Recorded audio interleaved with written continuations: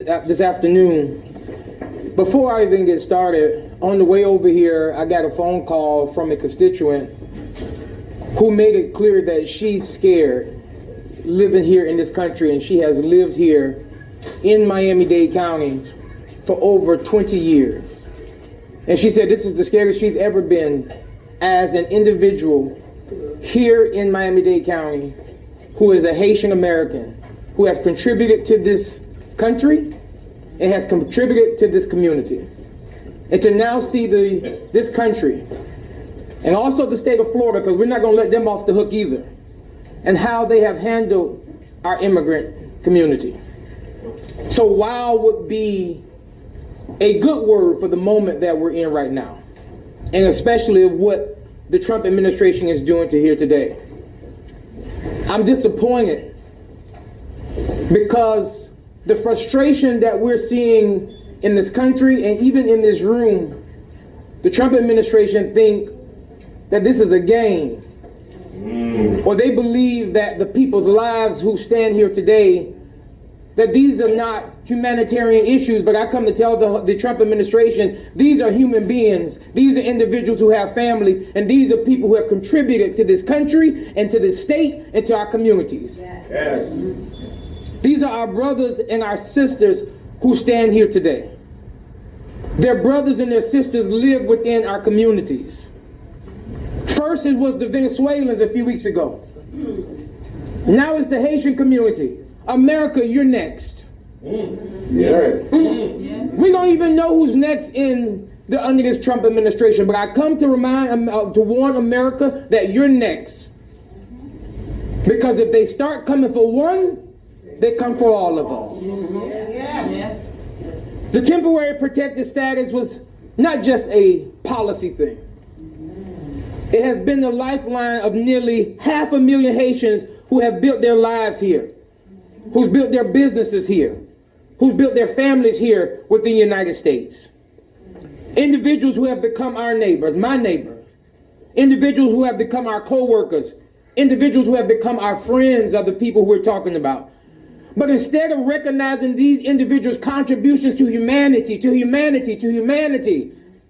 the Trump administration has decided to tear families apart and spread fear in our communities and across this country.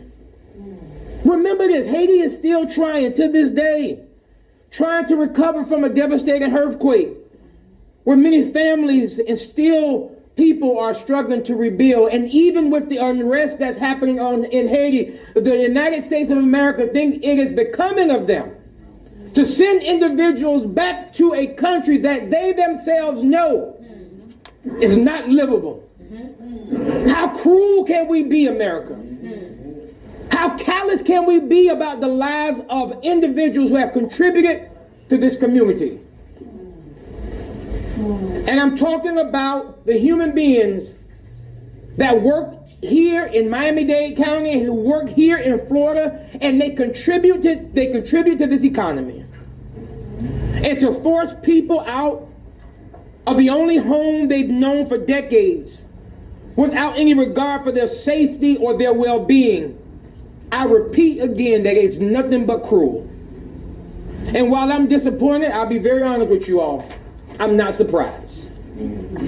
Because since taking office, the Trump administration has repeatedly, they have shown their disregard for those who are simply seeking safety and opportunity. And just in one short month, they have uprooted the lives of many with no regard for the devastation that would be left behind. And I tell you this, that while we all stand here today, I think it should be clear to the Trump administration, to every elected official who does not stand on the right side of history. Because I can tell you, everyone who stands here, these are not just individuals who were born and raised here in this country, or even individuals who came here fearing their safety. These are individuals who are coming to stand that they're not going to stand by and allow the Trump administration to do this to them and their families. So in conclusion, I tell the Trump administration that your decision is wrong. And we will not stop until we make it right. And we'll stand here together and make it happen. Yes. The commissioner gave 3 requests. I have one request. and that is to Senator Marco Rubio, a friend of this community. My ask for you is to come and sit down with these people in this community that you call home. This is not a political issue.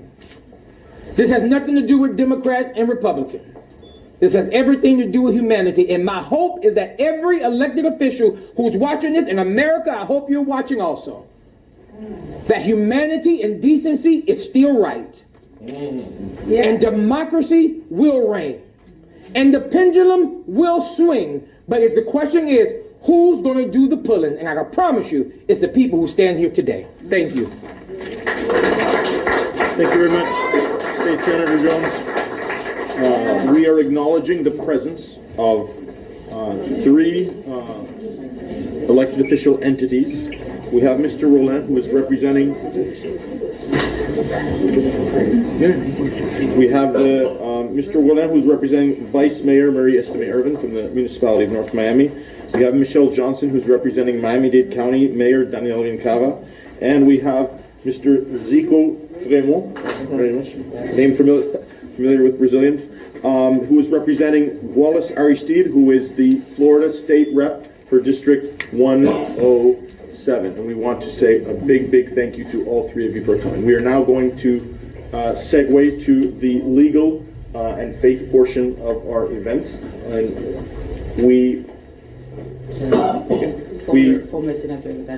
former Senator Daphne of the state of Florida. Yes. The state of Florida. Yes. And we have also a representative from Dale Holness, who was the former mayor of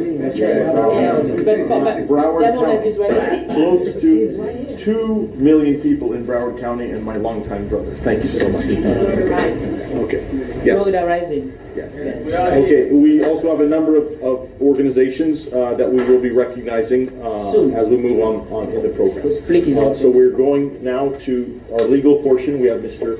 Ira Kurzban, who will be speaking on behalf of KKTP. Okay. Thank you all. Thank you, Marlene. Thank you, members of the House here. I want to talk about the big lie. The big lie is the promise that this administration made to the American people. Donald Trump told the American people that he was going to get rid of all the criminals and the thousands and millions of illegal immigrants in the United States. And after a month, it was apparent that that was a lie. That there weren't those people who he claimed were out there and the millions of people who he was going to get rid of. So what has he done? He's taken legal residents, people who are here legally, like people who have TPS, like the Venezuelans who had TPS, like the Haitians who have TPS, like the people who came by parole, and what has he done? He's made them illegal, or he's trying to make them illegal. That's what this is all about. It's taking legal people who have legal status here, taking it away from them so he can fulfill his promise that he's getting rid of 1 million people in the United States. And we are not going to put up with it. The Venezuelan community is not going to put up with it. The Haitian community is not going to put up with it. There have been 2 lawsuits filed already on behalf of the Venezuelan community. There will be more. There are going to be Haitian lawsuits filed. We will file a lawsuit in a very short period of time because we believe that this is just simply outrageous. It's wrong. And from a legal standpoint, you've heard from a moral standpoint, but certainly from a legal standpoint, quite honestly, this doesn't even pass the laugh test. You look at the document that they submitted yesterday to talk about why they're shortening the time period for Haiti. There is not one word in there. Not one word about the conditions in Haiti. And that's what temporary protected status is about. It's about what are the conditions in the country at the time you're making the decision. So this is all a fraud. It's not only has drastic consequences for both communities, but it's a fraud on the American people. And it's a fraud because he can't find those millions of people who are criminals, those millions of people he's promised the American people he's going to get rid of. So he's taking people who have legal status, and he's taking away their legal status, and then he's saying they're illegal so we can deport them. That's what this is all about. The American people have to understand that this is what it's all about. You're taking away people who have been in this community for many, many years.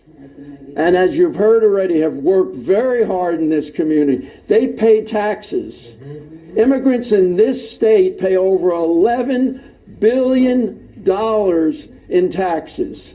He is now going to spend $350 billion of your money, of taxpayers' money, to embark upon this incredible deportation program for no reason.